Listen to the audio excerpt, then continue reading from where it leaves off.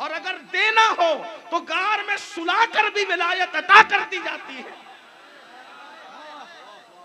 اگر عطا کرنا ہو، آپ اصحاب کہف کی عبادت کا تذکرہ قرآن میں نہیں پڑھیں گے، صرف ان کی نیند کا تذکرہ پڑھیں گے۔ گویا کہ قدرت بتا رہی ہے اگر دینا چاہتے ہیں تو پھر سلا کر بھی عطا کرتے ہیں، اور اگر نہیں دینا چاہتے تو پھر عبادت پر بھی عطا نہیں کرتے۔ تو پتہ چلا کہ انسان کو راستہ اختیار کرنا چاہیے۔ انشاءاللہ تبارک و تعالی کبھی نہ کبھی کرم کی برسات ہو ہی جائے گی۔ لیکن میں جس گلے سرسبز کی بات کر رہا ہوں، خاندان غوثیت اور خاندان اشرف کی، جس کے گھر سے ولایت بڑھتی ہو، میں اس کی ولایت پر کیا ثبوت پیش کر سکتا ہوں؟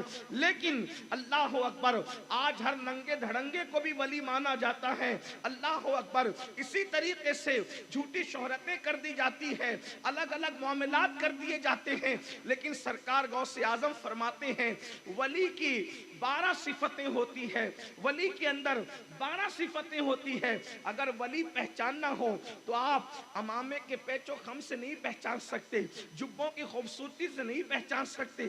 ولایت کو پہچاننا ہو تو ہاتھ میں تسبیح اور بغل میں مصلی سے بھی نہیں پہچان سکتے، بلکہ غوثیت مآب رضی اللہ تعالیٰ عنہ اپنے ملفوظات میں ولی کی 12 صفتیں بیان فرماتے ہیں، اور ان 12 صفتوں میں ہم شیخ اعظم کی زندگی کا جائزہ لیں گے۔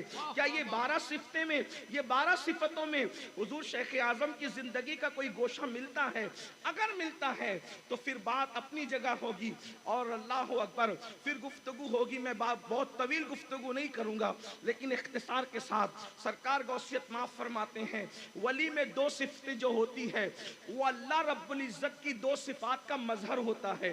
ولی اللہ کی 2 صفات کا مظہر ہوتا ہے، رسول اللہ کی 2 صفات کا مظہر ہوتا ہے، صدیق اکبر کی 2 صفات کا مظہر ہوتا ہے، فاروق اعظم کی 2 صفات کا مظہر ہوتا ہے، عثمان غنی کی 2 صفات کا مظہر ہوتا ہے، مولا علی کی 2 صفات کا مظہر ہوتا ہے۔ یعنی 4 یاروں کی 2 صفات۔ اللہ اکبر، یہ 8 صفات ہو گئی، اور اس طریقے سے رسول اللہ کی 2 صفات 10 صفات ہو گئی۔ اسی طریقے سے جو ہے وہ اللہ رب العزت کی 2 صفات 12 صفات ہو گئی۔ اب آئیے شیخ اعظم کا جائزہ لیں گے، ان کی زندگی کے اندر یہ صفات ہے کہ نہیں۔ قدرت کی وہ 2 صفات کا مظہر ہوتا ہے۔ نمبر 1 صفت ستاری اور صفت غفاری کا وہ مظہر ہوتا ہے۔ واللہ تاللہ باللہ، مریدوں کو دیکھ کر کے گفتگو کا عنوان بدلنے کو میں نفاق سمجھتا ہوں۔ خاندان سرکار کلاں کی 4 پشتیں میں نے اپنی چھوٹی سی عمر میں دیکھی ہے۔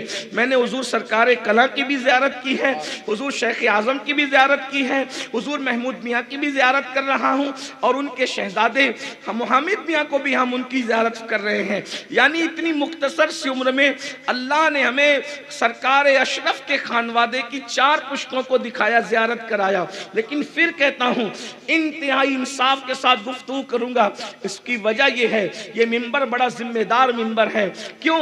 اگر ہم مخلوق کی خوشی کے لیے کچھ کہہ دیں تو مخلوق تو خوش ہو کر چلی جائے گی، مگر خالق ناراض ہو جائے گا، اور مخلوق کو خوش کرنے کے لیے خالق کو ناراض کرنا یہ کسی طرح کی دانشمندی نہیں ہے۔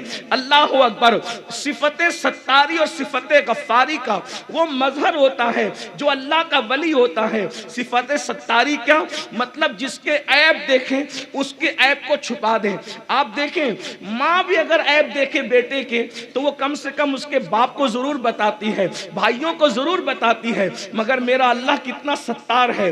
بندے جرائم کرتا ہے، قدرت پردے ڈالتی ہے، بندے جرائم کرتے ہیں، قدرت پردے ڈالتی ہے۔ شان ستاری کا عالم کیا ہے؟ اللہ اکبر، بڑی معذرت کے ساتھ مسلمانوں، اگر اللہ ہمارے عیبوں پہ پردے نہ ڈالے تو نہ وہاں آپ بیٹھنے کے قابل ہوں، نہ یہاں ہم بیٹھنے کے قابل ہوں۔ یہ شان ستاری ہی تو ہے۔ انسان جرائم کرتا جاتا ہے اور اس کے بعد قدرت پردے ڈالتی جاتی ہے۔ اللہ اکبر، اس وقت تک پردے نہیں اٹھائے جاتے جب تک کہ انسان گناہ کرنے کا عادی ہو کر اس پہ دلیر نہ ہو جائے۔ مثال کے طور پر فاروق اعظم رضی اللہ تعالیٰ کے دور میں ایک شخص چوری کرتے پکڑا گیا، اور جب چوری کرتے پکڑا گیا تو آپ نے فرمایا اس کے ہاتھ کاٹ دو۔ اس نے ہاتھ جوڑ کے کہا سرکار پہلی مرتبہ کر کے پکڑا گیا ہوں، हूं।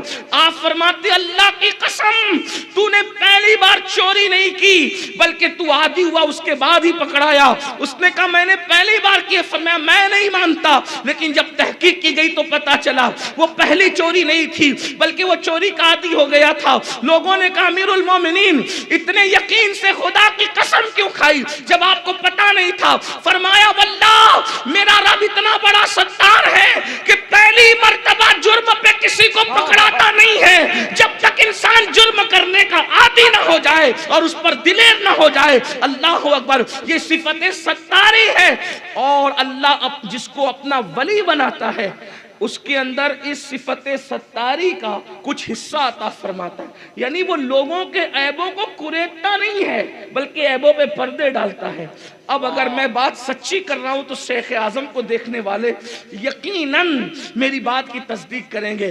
شیخ اعظم اس ہستی کا نام ہے کہ جس کی محفل کے اندر کسی کے عیب بطور غیبت بیان نہیں ہوتے تھے، بلکہ جب بھی وہ گفتگو کرتے تھے یا تو تصوف کی گفتگو کرتے تھے یا تو بزرگوں کی گفتگو کرتے تھے یا تو اسلاف کی گفتگو کرتے تھے، اس لیے کہ جب پیر غیبت کرنے والا ہو جائے گا تو مریدوں کو غیبت کرنے سے کون بچائے گا؟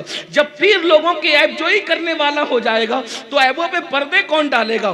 واللہ لوگ ڈاکٹروں کے پاس اتنا کھل کر کے اپنے معاملات بیان نہیں کرتے جتنا مشائخ کے پاس اپنے معاملات بیان کرتے ہیں، لیکن اگر وہی سب کے معاملات کو اوپن کرتا پھرے تو بتاؤ لوگوں کا حال کیا ہوگا؟ تو جسے قدرت دوست بناتی ہے اسے صفت ستاری سے حصہ عطا فرماتی ہے۔ اللہ اکبر، میں جلدی جلدی پڑھ رہا ہوں۔ نمبر 2، اسے صفت غفاری سے بھی حصہ عطا کیا جاتا ہے، یعنی معاف کرنا۔ اللہ اکبر، میں کوئی واللہ مردہ جو گڑ چکا ہے اس کو اٹھانا نہیں چاہتا، لیکن جو لوگوں نے حضور سرکار کلا کے وصال کے بعد کے حالات دیکھے ہیں وہ اس بات پر گواہ ہیں کن حالات سے شیخ اعظم گزرے ہیں۔ اللہ اکبر، جو خود کہتا ہے کہ غموں میں روتے ہوئے میرے آنسو مثل نیر ہو گئے ہیں۔ اللہ اکبر، مخدوم سمنا رحمت اللہ علیہ کی نیر سے اپنی آنسوؤں کو جو تشبیہ دیتا ہے، مگر واللہ جس وقت ستانے والوں نے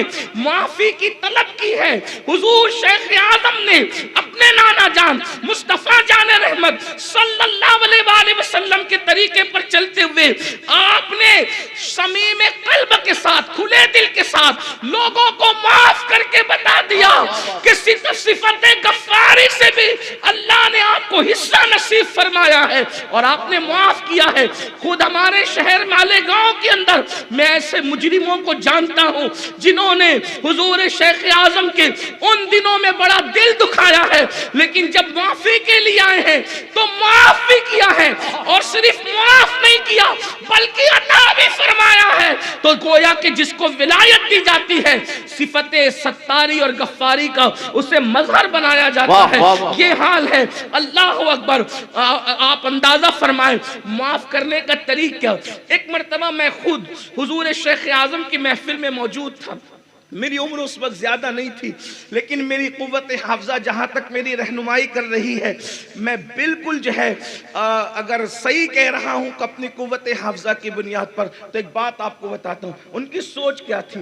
حضور شیخ اعظم کے ساتھ کچھ لوگ بیٹھ کر کے حالات کا رونا رو رہے تھے، اس لیے کہ کچھ لوگ کی عادت ہے کہ وہ اپنے بزرگوں کے درمیان حالات کا ایسا رونا روتے ہیں اسٹیج پر جانے سے پہلے، تاکہ منبر پر جانے کے بعد انسان اپنی بولی بولنے کی بجائے بولے ہوئے لوگوں کی بولی بولے۔ لیکن ایک جملہ آپ کو کہہ دوں، شیخ اعظم کی بارگاہ میں کام کرنے والوں کی قدر تھی، کان بھرنے والوں کی قدر نہیں تھی۔ حضور شیخ اعظم اللہ کے اس برگزیدہ بندے کا نام ہے۔ اللہ اکبر، آپ پر کو جب شکایت کی گئی تو آپ نے فرمایا کہ آپ کا مخصوص انداز تھا، ہاتھ اٹھاتے تھے اور وہ خوبصورت ہاتھ، نکیلی انگلیاں، اور کبھی کبھی ان انگلیوں کے پوروں کے اوپر پان کے ہلکے سے نشانات، اور چہرہ اللہ اکبر ایسا کھلا ہوا یوں لگتا تھا جیسے کسی جھیل کے اندر ابھی ابھی کنول نے مسکرایا ہو، اتنا خوبصورت سا چہرہ۔ اور یہ بات انسان جو ہے بالکل شرح صدر کے ساتھ کہہ سکے کہ لوگ مولا علی کے بارے میں کہتے ہیں کہ وہ بہت زیادہ خوبصورت تو نہیں تھے، ہمارے شہر میں بھی کسی نے بکا تھا تو میں نے کہا تھا کم سے کم ان کی نسل نسل ہی کو دیکھ لیتے. جب 1400 سال کے بعد حسن کا یہ عالم ہے تو اللہ اکبر مولا کائنات کے حسن کا عالم کیا ہوگا. اندازہ فرمائے بڑا حسین سا چہرہ اور پان کھانے کی وجہ سے وہ لال سے ہونٹ سرکار مخدوم اشرف جہانگیر سمنانی کے ہونٹوں کی یاد تازہ کرتے ہیں. مخدوم علامہ شرف الدین یحییٰ منیری نے جس وقت مخدوم پاک رحمت اللہ علیہ کی صفات بیان کی تھی اس میں سے صحیح النسب حسینی سید کے ساتھ یہ بھی کہا وہ اتنا خوبصورت ہوگا کہ اس کے حسن کی وجہ اس کے داڑھی کے اوپر بھی ظاہر ہوگی اور اس کے ہونٹوں سے پان کے اثرات ظاہر ہوں گے. یہ بات آپ کی زندگی میں ہے. حضور شیخ اعظم وہ مخصوص انداز میں جو ہے ہونٹوں کی لالی اور پھر ہاتھوں کا وہ انداز اور پھر زبان میں ایک ہلکی سی مخصوص سی لکنت اور وہ گفتگو کے مزے کو مزید دوبالا کر دیتی تھی اور کان میں رس کھولنے لگتی تھی. ان کے والد بزرگوار کی آواز کی یاد تازہ کر دیتی تھی, انداز تازہ کر دیتی تھی. تو آپ نے لوگوں سے فرمایا تم میری طرح کیوں نہیں بن جاتے؟ تو کہا حضور مطلب کیا؟ کہا جب لوگ مجھے ستانے لگتے ہیں تو میں ان کا جواب دینے کی بجائے میں اپنے آپ کو کسی نہ کسی کام میں بزی کر دیتا ہوں, کسی نہ کسی کام میں مصروف کر لیتا ہوں تاکہ مجھے لوگوں کو جواب نہ دینا پڑے. اور پھر فرمایا کہ میں تو دشمنوں کی طرف توجہ نہیں کرتا. وہ مخصوص لہجے میں نہیں بول سکوں گا, وہ بڑا خوبصورت میرے دل و دماغ پہ وہ جملے اب بھی نقش ہے اور ہم اس کو بھی مشعل راہ بنائے ہوئے ہیں. آپ نے فرمایا بڑوں کی صحبت میں بیٹھنے سے یہی ہوتا ہے, یاد رکھنا کتابیں علم بڑھا سکتی ہے, زندگیاں نہیں بدل سکتی. زندگیاں تو صحبتیں بدلا کرتی ہے. اس لیے جب بھی کوئی صاحب دل مل جائے تو چند لمحے اس کے قدموں میں بیٹھنے کی کوشش کرو. کس لیے کہ عارف رومی نے کہا ہے یک صاحب صحبت با اولیاء بہتر از 100 سالہ طاعت بیریا. اللہ اللہ کسی صاحب دل کی صحبت میں بیٹھنے سے وہ ملتا ہے جو مہینوں سالوں برسوں محنت کرنے سے نہیں ملتا. اللہ اکبر. آپ نے فرمایا میں تو رابعہ بصری کی طرح ہوں, دشمنوں پہ توجہ ہی نہیں کرتا. تو لوگوں نے پوچھا حضور مطلب کیا؟ فرمایا جب رابعہ بہت عبادت کرتی تھی تو کسی نے کہا رابعہ مائی جب تو اتنی عبادت کرتی ہے تو دشمن تو تجھے بہت ستاتے ہیں, تو شیطان تو تجھے بہت ستاتا ہوگا, شیطان تو تجھے تکلیف پہنچاتا ہوگا, شیطان تو تجھے ہر جگہ پر پریشان کرنے کی کوشش کرتا ہوگا. تو رابعہ نے جواب دیا کہا کہ مجھے یار کی یاری سے فرصت نہیں ہے, دشمن کے لیے میں وقت کہاں سے لاؤں؟ ہمارے پاس تو دشمنوں کے لیے نعرہ تکبیر. حضور شیخ اعظم فرماتے ہیں مجھے کام سے فرصت نہیں ہے, میں مخالفین کے لیے وقت کہاں سے. آپ اندازہ فرمائے ایسا مرشد اللہ تعالیٰ نے آپ کو عطا فرمایا جسے شیخ اعظم واقعی وہ شیخ اعظم واقعی شیخ اعظم تھے. دو صفتیں رسول اللہ کی, وہ حضور کی صفات کا مظہر. حضور کی دو صفتیں کیا؟ حضور امت کے لیے رفیق بھی ہیں اور شفیق بھی ہیں. حضور غوث پاک رفیق کا مطلب ہوتا ہے دوست اور شفیق کا مطلب ہوتا ہے شفقت کرنے والا, پیار کرنے والا. میں واللہ لازم کہہ رہا ہوں, زیادہ قسمیں کھانا بھی اچھی بات نہیں لیکن عنوان نازک ہے. کسی کو بھی ٹارگٹ کر کے تقریر کرنے کو میں غیبت سمجھتا ہوں اور غیبت زنا سے بدتر ہے.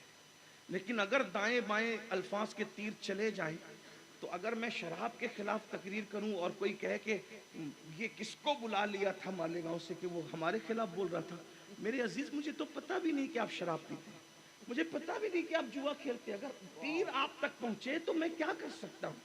تو بڑی معذرت کے ساتھ پھر کہہ رہا ہوں آپ دھیان میں مت لائیے گا. ٹارگٹ کر کے تقریر کرنے کو غیبت سمجھتے ہیں ہم, اور غیبت زنا سے بدتر ہے.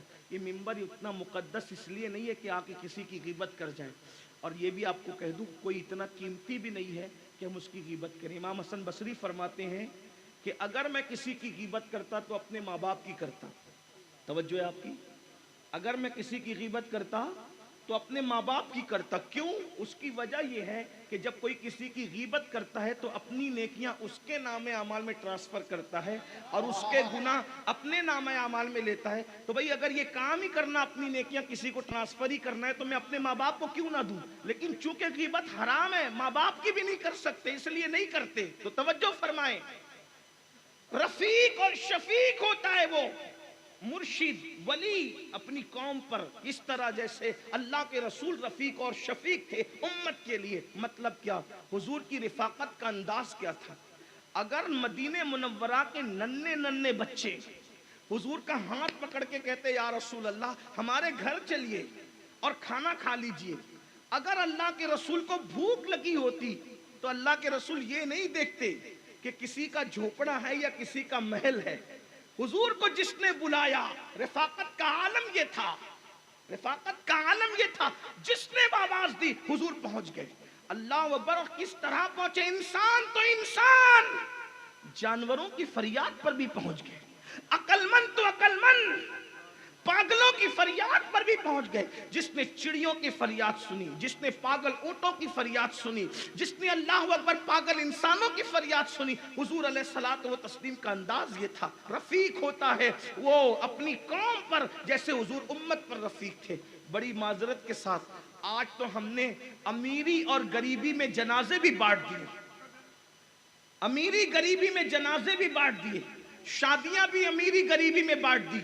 बड़ी माजरत के साथ अगर कलकत्ता का कोई मुरीद बीमार है और मालदार है तो हजारों किलोमीटर से सफर जो है वो फोन चला जाएगा, हाजी साहब आप खैरियत से तो हैं।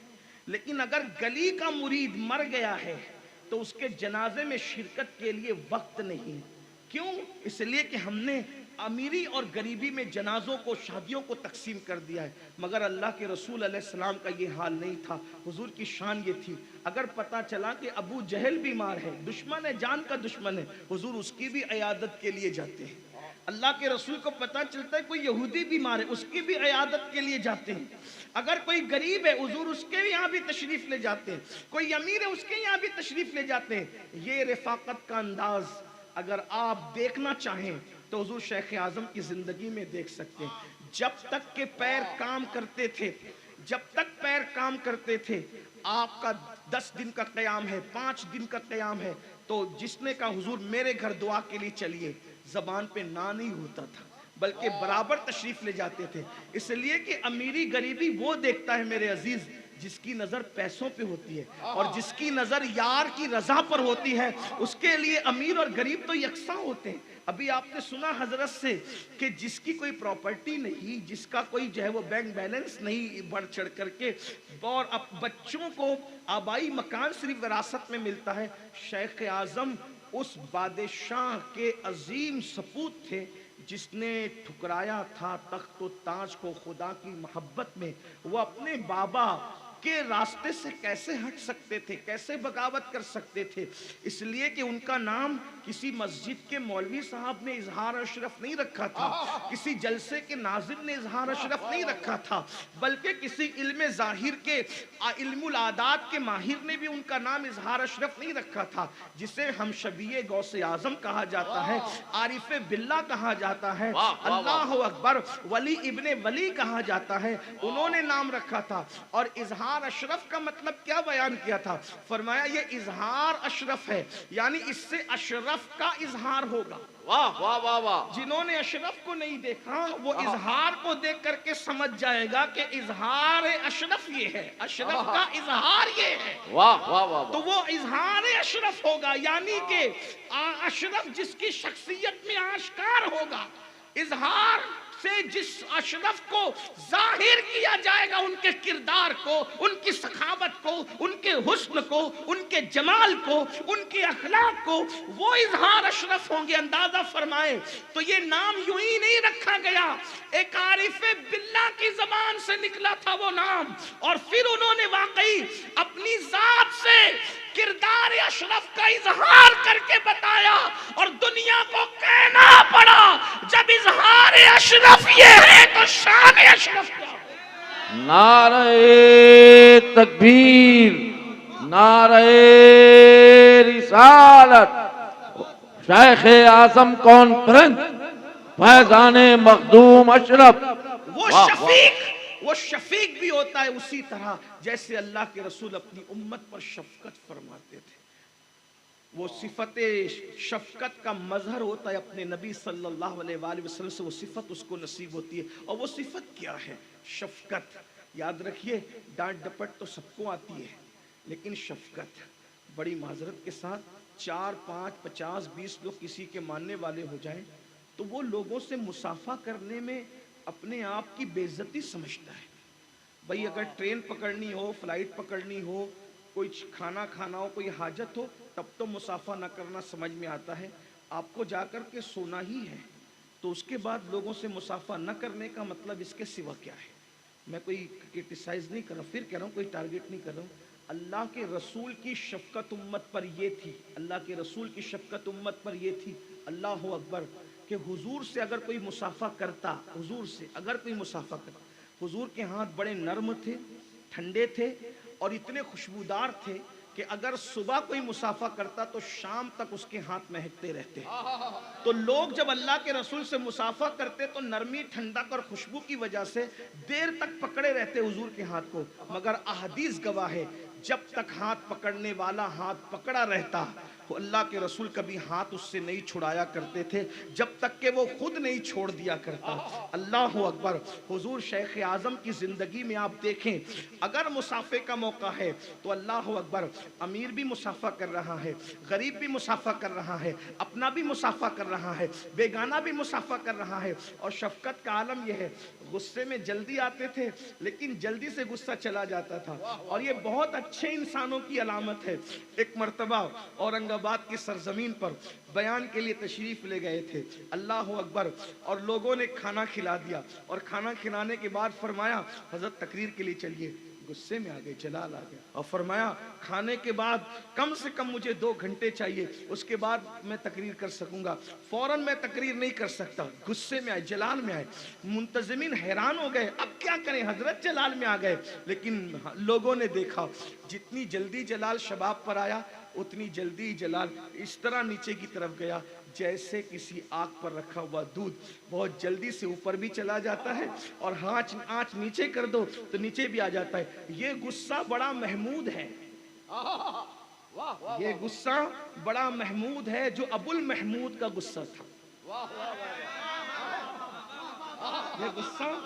یہ غصہ بڑا محمود ہے جو ابو المحمود کا، کہ جلدی غصے میں آئے اور غصہ جلدی چلا بھی جائے. یہ ایک مومن کی شان بیان کی گئی ہے روایتوں میں کہ غصہ جلدی بھی آتا ہے اور جلدی چلا بھی جاتا ہے. اللہ اکبر، یہ ان کی شان تھی. بڑے شفیق تھے، بڑے مہربان تھے. ایک بات آپ کو بتاؤں، اللہ اکبر، ان کا حال یہ تھا کہ وہ غریب مریدوں سے بڑی شفقتوں سے بات کرتے تھے، پیار سے بات کرتے. میں تو اس زمین کا رہنے والا ہوں جہاں اکثریت مزدوروں کی ہے.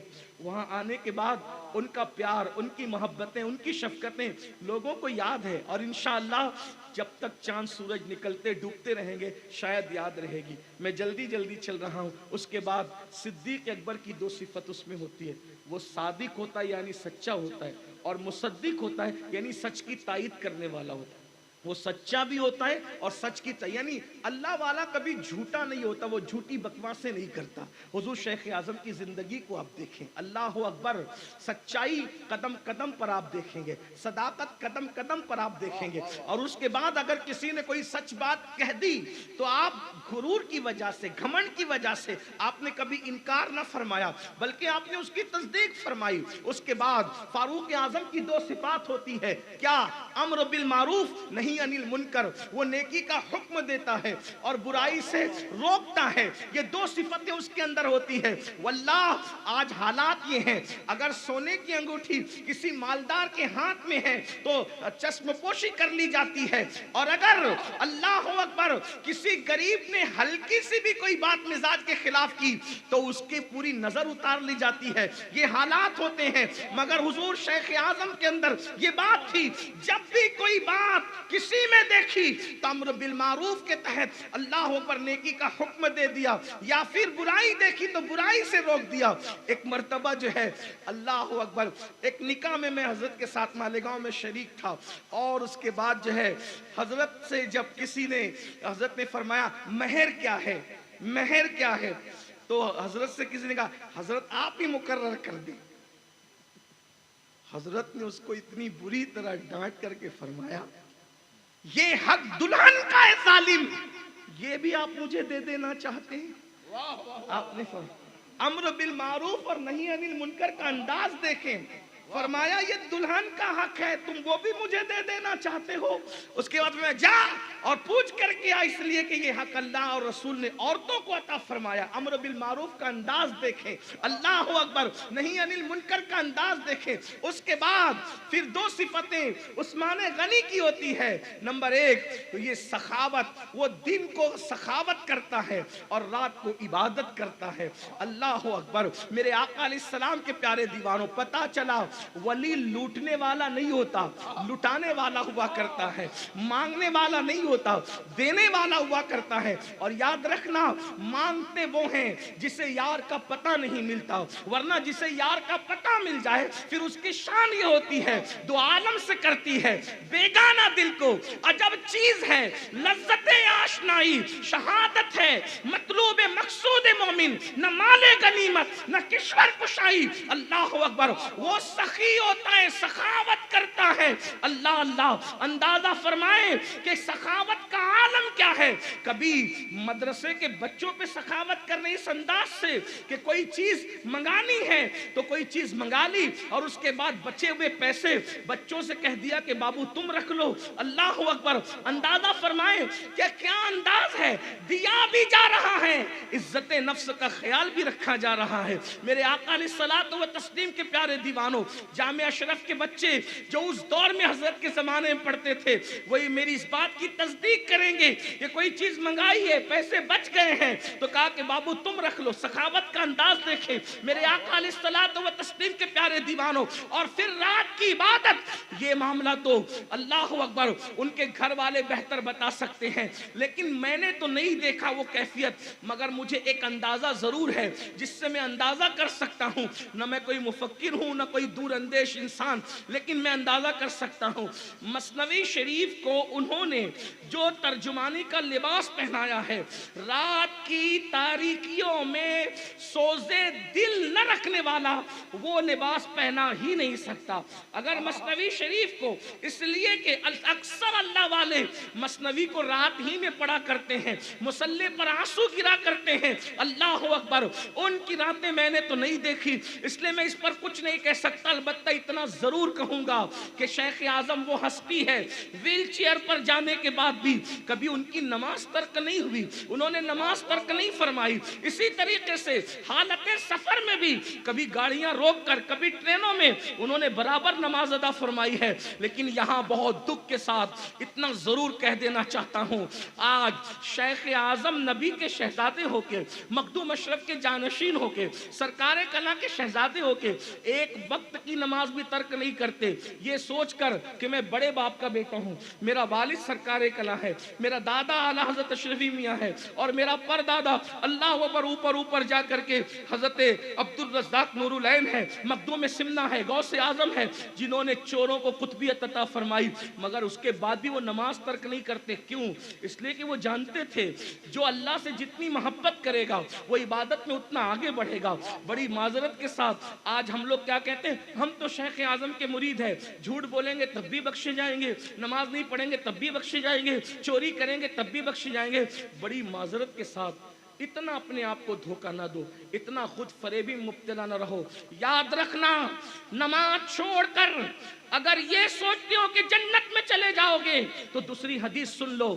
اللہ کے رسول صلی اللہ علیہ وآلہ وسلم فرماتے ہیں کہ جو جان بوجھ کے نماز چھوڑ دے اس کا نام جہنم کے دروازے پہ لکھ دیا جاتا ہے۔ ایک دن میں 5 مرتبہ جس کا نام جہنم کے دروازے پہ لکھا جا رہا ہو۔ اور دوسری بات، آقا ارشاد فرماتے ہیں جو جان بوجھ کے نماز چھوڑ دے قیامت کے دن اس کے ساتھ میرا کوئی وعدہ نہیں ہے، وہ میرے ذمے سے باہر ہے۔ آپ سے پوچھتا ہوں، مجھے بتانا، سچ سچ بتانا، اگر تم اپنے باپ کے وفادار ہو تو تمہارا بابا جس سے ناراض ہے کیا تم اس سے راضی رہ سکتے ہو؟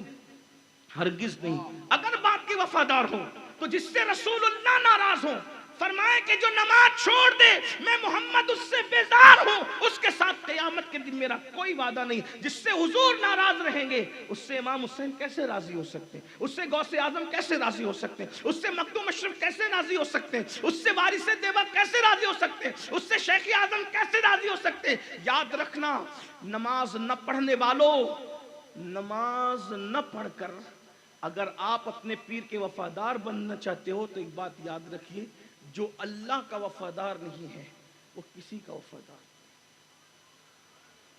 ہم مرید سے پہلے اللہ کے بندے ہیں، ہم ہر ڈگری سے پہلے اللہ کے بندے۔ میں کہتا ہوں مسلمان بہت کچھ بن چکا، کاش کہ وہ اللہ کا بندہ پہلے بنتا۔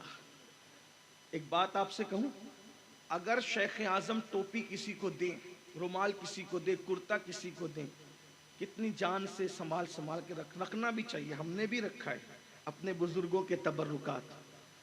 پیر کے دیے ہوئے تحفے کی اتنی قدر کرتے ہو کہ کہتے ہیں قبر میں ساتھ لے جائیں گے، قبر میں ساتھ لے جائیں گے۔ ایسا ہی ہے نا، جب پیر کے دیے ہوئے تحفے کو قبر میں ساتھ لے جانا چاہتے ہو تو اللہ کے دیے ہوئے تحفے کی ناقدری کیوں کرتے ہو؟ یہ نماز تو اللہ کا دیا ہوا تحفہ ہے، اور کس کے ہاتھ سے دیا؟ دینے والی ذات کی بھی مثال نہیں اور لانے والی ذات کی بھی مثال نہیں۔ پھر ہم کیوں نمازیں چھوڑتے ہیں؟ میری بہنوں سے بھی کہتا ہوں، یاد رکھنا، جب تک مسلمان مسجدوں سے جڑا رہا اس وقت تک مسلمانوں کے یہ حالات نہیں تھے۔ جب تک مسلمان سجدہ کرتا رہا در در کا بھکاری نہیں تھا، جب تک مسلمان سجدہ کرتا رہا قسم پرسی کا شکار نہیں تھا۔ اس کی وجہ یہ ہے، اللہ اکبر، اللہ کے سچے رسول صلی اللہ علیہ وآلہ وسلم ارشاد فرماتے ہیں حضرت ابو ہریرہ سے، ابو ہریرہ بے نمازی کی صحبت میں بھی مت بیٹھا کرو، کیونکہ جہاں بے نمازی ہوتا ہے اس پر آسمان سے لعنت برستی ہے۔ اللہ کے رسول علیہ السلام نے فرمایا صحابہ سے، اے میرے صحابہ دعا کیا کرو، اللہ کسی کو بدبخت نہ کرے، کسی کو محروم نہ کرے، یہ دعا کیا کرو۔ صحابہ کرام نے عرض کیا، یا رسول اللہ بدبخت کون ہے، محروم کون ہے؟ آقا ارشاد فرماتے ہیں جو نماز چھوڑ دے وہ بدبخت بھی ہے، وہ محروم بھی ہے۔ تو نماز چھوڑنے والا کبھی ولی نہیں ہو سکتا۔ یہ بھی کہتے ہیں کہ صرف نماز سے ولایت نہیں ملتی، لیکن بے نمازی اللہ کا ولی بھی نہیں ہو سکتا۔ سر درد ہے، نماز چھوڑ دی، یہ ہے، نماز چھوڑ دی، وہ ہے، نماز چھوڑ دی، نہیں، نماز کی پابندی کرو۔ نماز چھوڑ کر کیا ملنا ہے؟ تو عثمان غنی کی دو صفات، سیدنا عثمان غنی کی دو صفات، نمبر ایک دن کا سخی، رات کا عبادت گزار، اور دو صفات مولا علی کی، مولا کائنات کی دو صفات۔ نمبر ایک وہ علم والا ہوتا ہے، یعنی ولی جاہل نہیں ہوتا، ولی جاہل نہیں ہوتا، علم والا ہوتا ہے۔ لوگ کہتے ہیں یہ کیسے ہو سکتا ہے؟ میں نے کہا جب تو جاہل کو اپنی بیٹی نہیں دیتا تو اللہ کسی جاہل کو اپنی ولایت کیسے دے گا؟ جب تیرے گھر کسی کا رشتہ آتا ہے تو پوچھتا ہے کہ لڑکا کہاں تک پڑھا ہوا ہے؟ بیٹی دینے سے پہلے تو ڈگری چیک کرتا ہے، تو اللہ ولایت دینے سے پہلے اس جاہل کو ولایت دے دے گا؟ ہاں، لیکن یہ ضرور ہے کہ ہر ولی مدرسے میں پڑھا ہو یا نہ پڑھا ہو لیکن علم والا ضرور ہوتا ہے۔ کیوں؟ جس کو ولی بناتے ہیں کبھی کبھی کتابوں سے عطا کر دیتے ہیں، کبھی کبھی کسی کی نگاہوں سے عطا کر دیتے ہیں، لیکن علم ضرور دیتے ہیں۔ بغیر علم والے کو ولایت نہیں۔ تو فرمایا غوث پاک نے دو صفات اس میں مولا علی کی ہوتی ہے۔ نمبر ایک کیا؟ کہ وہ ہوتا ہے علم والا، جیسے مولا کائنات کو اللہ نے علم دیا تھا، مولا علی تو باب مدینۃ العلم تھے۔ اللہ اکبر، کیسا علم اللہ نے ان کو دیا تھا! اگر اس پر گفتگو کی جائے تو وقت لگے، لیکن میرا عنوان آج وہ نہیں۔ اللہ اکبر، تو علم والا ہوتا ہے۔ نمبر دو، ولی بزدل نہیں ہوتا۔ غوث پاک فرماتے ہیں علم والا ہوتا ہے اور بہادر اور شجاع ہوتا ہے اللہ کا ولی، یعنی ولی بزدل نہیں ہوتا، ظالم بھی نہیں ہوتا اور بزدل بھی نہیں ہوتا۔ اس لیے کہ جو ظالم ہو وہ بھی ولی نہیں ہو سکتا اور جو بزدل ہو وہ بھی ولی نہیں ہو سکتا۔ تو اب بہادر ولی ہوتا ہے۔ تو بہادر کسے کہتے ہیں؟ بہادر کی تعریف حضور نے خود فرمائی۔ صحابہ سے پوچھا بتاؤ سب سے زیادہ بہادر کون ہے؟ تو صحابہ نے کہا یا رسول اللہ جو شخص جو ہے سب کو پچھاڑ دے اور اس کو کوئی نہ پچھاڑ سکے وہ سب سے بہادر ہے۔ فرمایا نہیں، سخت غصے کے وقت جو غصے کو पी जाता है वो सबसे ज्यादा बहादुर हुआ करता है। तो जो वली होता है वो शुजा भी होता है, बहादुर भी होता है। वो हालात से पिलपिलेपन को इख्तियार नहीं करता, वो हालात के धारे में बह नहीं जाता। आज देख लें, विलायत के टाइटल भी है, बुज़दिली का मामला भी है। याद रखना, मैं ये नहीं कह रहा कि माज़अल्लाह मार धाड़ की बात की जाए, लोगों को झोंकने की, ये नहीं, लेकिन कम से कम इतना दिल गुर्दा तो जरूर होना चाहिए कि वली को देख करके पता चले जब ये ऐसा है तो करबला में इमाम हुसैन कैसे होंगे, उनकी शुजाअत कैसी होगी। यानी दुनिया कुछ भी बदतमीजी करे, कुछ भी करे, वो बुज़दिली के साथ अपने फैसले को नहीं बदलता, वो इस्तिकामत का पहाड़ बन करके बहादुरी के साथ डटा रहता है। अल्लाह अकबर। तो ये 12 सिफात जब किसी में पैदा होती है तब कहीं जाकर वो विलायत की मंजिल पर पहुंचता है। लेकिन शेख आजम को तो मैं किस नाम से याद करूं, बस एंड करते हुए अर्ज करूं आपके सामने, शेख आजम कौन है? जिस वक्त विलादत हुई है, विलादत, उस वक्त हुजूर आला हजरत अशरफी मियाँ शेखुल मशाइख इंडिया में नहीं थे बल्कि मदीने मुनव्वरा में थे। जब आपकी विलादत हुई, आपकी विलादत हुजूर सैयदी अशरफी मियाँ रहमतुल्लाह अलैह की ज़ाहिरी हयात में हो गई थी। नाम भी आपने रखा, हुजूर सैयदी सरकार कलां रहमतुल्लाह ताला अलैह ने जो है वो इत्तला दिलवाई कि जो है वो आपके यहाँ पोता आया है। नाम तजवीज़ कर दिया, मैंने बता दिया आपके सामने। उसके बाद हुजूर अशरफी मियाँ जब के छोचा शरीफ तशरीफ़ लाए, अब हुजूर शेख आज़म को जानने के लिए कोई लंबी चौड़ी तकरीर करने की बजाय सिर्फ ये, अशरफी मियाँ कौन है जिनके बारे में इमाम अहले सुन्नत कहें, अशरफी ए रुखत, आईने हुस्न खूबा, ए नज़र करदा वो परवरदे सह महबूबा। इमाम अहले सुन्नत सैयदी आला हजरत फरमाते हैं, मैं ना किसी का लिखा हुआ कलाम सुनता हूँ जल्दी से, ना किसी की तकरीर सुनता हूँ, इसलिए कि वहाँ मेयार ही कुछ और था। मेयार कहते हैं, मैं कलाम सुनता हूँ किसी का लिखा हुआ, या तो काफ़ी मुरादाबादी है या तो अपने भाई मौलाना हसन बरेलवी है, बाकी और किसी का कलाम नहीं सुनता, क्योंकि लोग कुछ का कुछ कहते हैं कलाम में। मेयार क्या है? आज भी देखे क्या मेयार है, लिखने वालों का मेयार क्या है? इस पे पानी डाल दो गरम, उसको मार डालो, उसको काट दो, ये कोई नात है? अंदाजा फरमाए क्या है? नात शरीफ तो एक ऐसी चीज है कि तलवार की धार पे चलने के मुतरादिफ है। इधर हुआ तो गया, उधर हुआ तो गया, बढ़ा दिया तो शान उलूहियत की तरफ हमला करने वाला करार दिया जाएगा, घटा दिया गुस्ताख रसूल होगा। कितनी नाजुक है ये जमीन जिसे नात की जमीन कहती।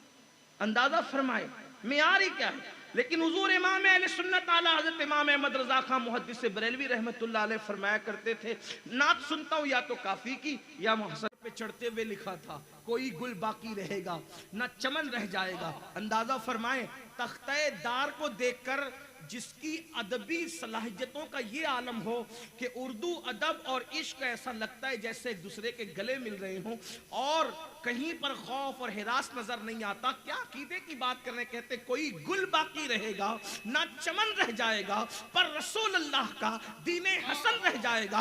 अतलसो कम ख्वाब की पोशाक पे नादा न हो, इस तने बेजान पर खाकी कफन रह जाएगा। हम सफीरो बाग में हैं, कोई दम का चहचहा, बुलबुले उड़ जाएगी, सूना चमन रह जाएगा। जो पड़ेगा साहिबे लौलाक के ऊपर दुरूद, आग से महफूज उसका तन बदन रह जाएगा।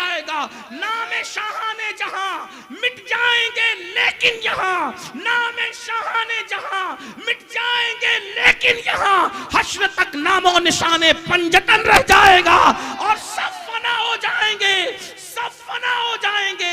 काफी वो लेकिन हश्र तक नाते हजरत का जबानों पर सुखन रह जाएगा। ये काफी की शायरी है और मौलाना हसन बरेलवी साहब की शायरी उस्ताद ज़मन की तो आप सुनते ही हैं। उनके चंद मिसरे भी पढ़ दूं ताकि पता चले मेयार क्या है।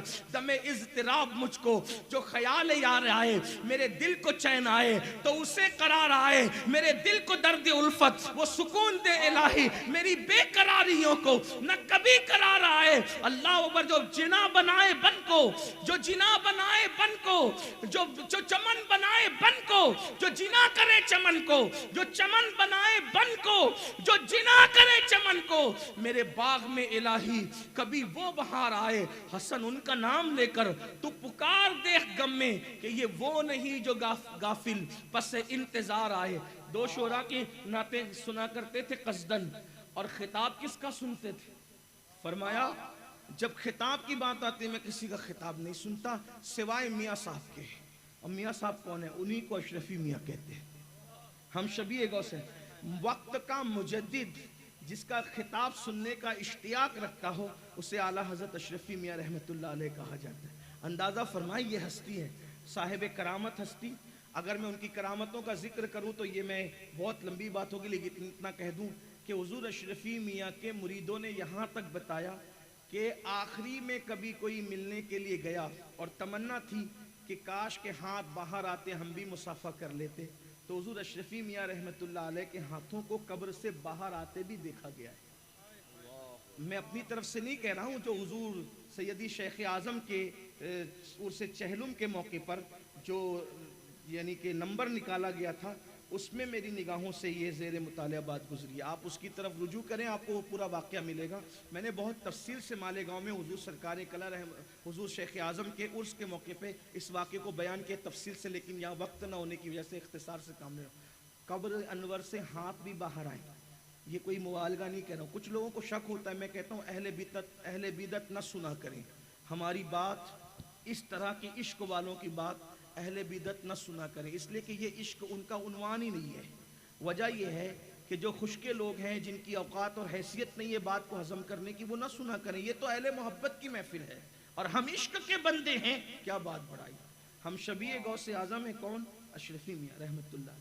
اس کے بعد صاحب کرامت ہے، اور بھی آپ کی بہت سی کرامتیں ہیں جس کا ذکر بہت طویل کر دے گا گفتگو کو، لیکن آپ کہیں گے اشرفی میاں پہ آپ کیوں آ گئے؟ مضمون ختم نہیں ہوا میرے پاس، اس لیے کہ وہ دسترخوان کے ٹکڑے ابھی بھی موجود ہیں جو چھوڑے گئے ہیں۔ لیکن آپ کہیں گے کہ شیخ اعظم پہ گفتگو آخر اشرفی میاں تک کیوں لے جا رہی ہے؟ اس لیے لے جا رہی ہے کہ اگر آپ اشرفی میاں کو سمجھتے ہیں، کون اشرفی میاں؟ جو ان پڑھوں کو توجہ ڈال کر کے اتنا علم والا بنا دے کہ بڑے بڑے علم والے اس سے گفتگو کرنے کے لیے لرزتے نظر آئیں۔ وقت کا مجدد جس کی گفتگو کو سننے کے لیے مشتاق ہو، اللہ اکبر، جس کی نگاہوں کا عالم یہ نگاہوں کا کہ اگر کسی کا جنازہ جا رہا ہو آسمانوں پر تو وہ نگاہ اٹھا کر کے کہے کہ قطب الارشاد کا جنازہ جا رہا ہے۔ وہ قطب الارشاد کون تھا؟ حضور اشرفی میاں کی نظر دیکھ رہی ہے کہ بریلی کا قطب الارشاد کا جنازہ جا رہا ہے، اور حضور محدث اعظم سے فرمایا جا رہا ہے قطب الارشاد، جس کی نظر کا یہ عالم ہے، توجہ فرمائیں، جس کی نظر کا یہ عالم ہے کہ وہ قطب الارشاد کی روح کا جنازہ جاتے ہوئے دیکھ لے، جس کی نگاہ کا عالم یہ ہے کہ نظر ڈال دے تو ادنا کو اعلیٰ کر دے، یہ ہستی اشرفی میاں ہے۔ اب جب مدینہ منورہ سے حضور اشرفی میاں آتے ہیں، حج کرنے کے بعد فارغ ہو کر آتے ہیں، تو اپنے پوتے کو اپنی گود میں لیتے ہیں، اور گود میں لے کر کیا فرماتے ہیں؟ حضور اشرفی میاں حضور شیخ اعظم کو گود میں لے کر کیا فرماتے ہیں؟ اللہ اکبر، مجھے ایسا لگتا ہے، اللہ اللہ، حضور اشرفی میاں جیسا چاند سا چہرہ اور ان کی گود میں ایک چاند سا چہرہ جب ایک دوسرے کے آمنے سامنے ہوئے ہوں گے تو آسمان پر تو ایک ہی چاند ہے، لیکن اس وقت تو اس خطہ زمین پر دو چاند ایک ساتھ جمع ہو گئے۔ ایسا لگتا ہوگا جیسے کوئی کتاب پر کتاب رکھی ہوئی ہے، یا چاند پر چاند رکھا ہوا ہے، یا سورج پر سورج رکھا ہوا ہے، یا کسی پھول پر پھول رکھا ہوا ہے۔ کیا لگتا ہوگا یہ تو دیکھنے والے جانے، لیکن البتہ اتنا ضرور ہے کہ حضرت نے حضور شیخ اعظم کو گود میں لیا اور گود میں لے کر کے ایک تاریخی جملہ فرمایا جو شیخ اعظم کی شان کو سمجھنے کے لیے بہت بڑی رہنمائی کا کام دیتا ہے۔ فرمایا یہ کون ہے؟ حضور شیخ اعظم کی طرف اشارہ کر کے میں، یہ کون ہے؟ اب کون کیا کہہ سکتا تھا وہاں، کون کہہ کیا سکتا تھا؟ فرمایا یہ میں ہے۔ حضور شیخ اعظم کے لیے فرمایا یہ میں ہے۔ اس کی تصدیق کرنے والے کہیں گے کہ کہتے ہیں یہ میں ہے اور میں یہ ہے۔ توجہ فرمائیں، یعنی کہ یہ میں ہے اور میں یہ ہے کا مطلب کیا ہے؟ مطلب یہ ہے کہ جس نے مجھے نہیں دیکھا، اگر میری ولایت، میری کرامت، میری بزرگی، میرا تقوی، میری پرہیزگاری کا عکس جمیل دیکھنا ہے تو اظہار اشرف کو دیکھا کرے، اور جس نے اظہار اشرف کو دیکھا اس نے مجھے دیکھا، جس نے مجھے دیکھا ان کو دیکھا۔ واہ واہ واہ واہ، نعرہ تکبیر، نعرہ رسالت، شیخ اعظم کانفرنس حضرت علامہ سید امین القادری वाह। रूहानियत की किस बुलंदी पर शेख आजम फाइज होंगे। अशरफी वाह। मियां फरमा रहे कि ये मैं है और मैं ये है, और इसी को कहा जाता है कि मन तू शुदम तू मन शुदी, मन तू शुदम, ये हज़रत खुसरो कह रहे हैं, मन तू शुदम तू मन शुदी, मन तन शुदम तू जां शुदी, ताकस न गोयत बादजा तू दीगरम मन दीगरी। ये फ़लसफ़े को हुजूर शेख आज़म के हवाले से सरकार अशरफी मियां रहमतुल्लाह अलैह ने बयान फरमाया। बुज़ुर्ग तो हमारे बहुत बड़े हैं, काश हमें बड़ा बनने की ज़रूरत है। उनके नक्शे कदम पे चल के हम उनकी करामतों को बयान करके नारे तो लगाते हैं, लेकिन उनकी इस्तिकामतों को इख्तियार करने की कोशिश नहीं करते। शेख आज़म वली इब्न वली का नाम है, शेख आज़म शहज़ादा अली का नाम है, शेख आज़म हज़रत मखतूम अशरफ के इजहार का नाम है। इसलिए अल्लाह पाक से दुआ है, अल्लाह उनके रूहानी फ़यूज़ व बरक़ात से हम सबको माला माल फरमाए। गुफ्तगू के दरमियान अगर कोई गलती हो, अल्लाह ताला अपने हबीब के सदक़ों तो फिर माफ़ फरमाए। ये चंद बेजोड़ से अल्फाज हैं जो मैं उन्हीं के शहज़ादे के ज़रिए से उनकी बारगाह में बतौर खिराज पेश करता हूँ, इस उम्मीद पर कि मुझ पर भी नज़र हो जाए, मेरे हाल पर भी नज़र हो, और अल्लाह रब्बुल इज़्ज़त हम सबको दीन मतीन की खिदमत की तौफ़ीक बख्शे। वमा अलैना इल्लल बलाग। अस्सलामु अलैकुम व रहमतुल्लाह।